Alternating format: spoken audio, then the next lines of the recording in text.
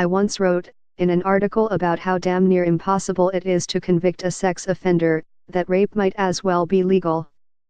Nothing has happened since then to change my mind, not least the news that the Metropolitan Police are to review all current rape cases after the collapse of a second trial within a week because of police failure to disclose evidence that might have undermined the prosecution. The decision has led to suggestions that there is an epidemic of false rape allegations and that the police, desperate to improve lamentable conviction rates in rape or sex abuse cases, are making basic errors with evidence. Jerry Hayes, prosecution barrister in the case of Liam Allen, whose rape trial was halted last week, claimed in a BBC interview on Wednesday that late disclosure of evidence by police was endemic. Angela Rafferty, chair of the Criminal Bar Association, suggested that unconscious bias against alleged rapists was stopping the Crown Prosecution Service from thoroughly investigating allegations. But police failure to disclose relevant evidence across all types of case, not just those involving rape, is well documented. Meanwhile, there are serious problems in the way that police, even those trained within specialist units, investigate sex crimes.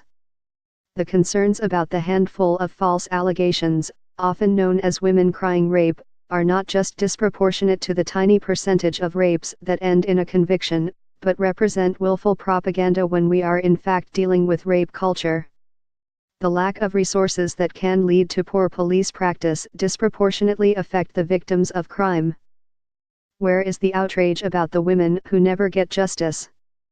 How much media coverage is devoted to the tiny number of false rape allegations, compared to the coverage of the crisis in the criminal justice system in terms of convicting those guilty of heinous sex crimes? We also need to ask what is disclosable evidence in rape cases and why.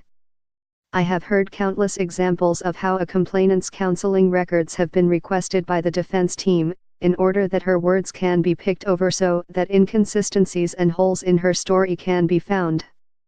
This is outrageous, as the trauma experienced by rape victims usually leads to confusion and fragmented memories.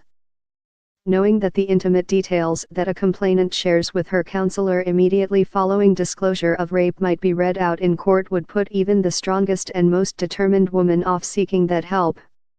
Similarly, the lack of resources that Hayes said could lead to poor police practice disproportionately affects the victims of crime rather than the accused.